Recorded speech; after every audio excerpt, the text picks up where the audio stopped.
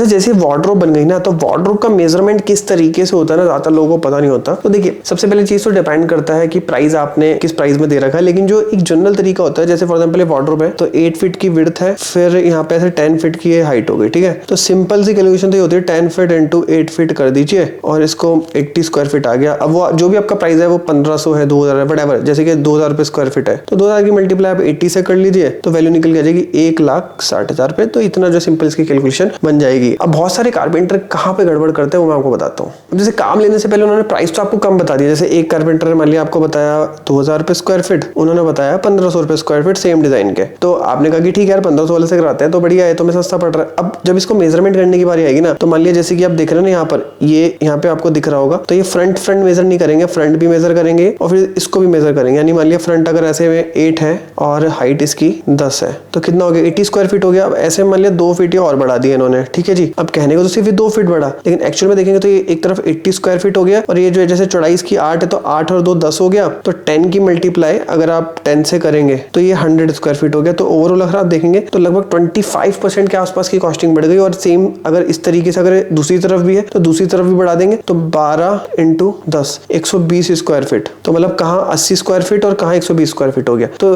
इस चीज का जो है आपको स्टार्टिंग में ही पूछ लेना है कि आप मेजरमेंट इसका किस तरीके से करेंगे।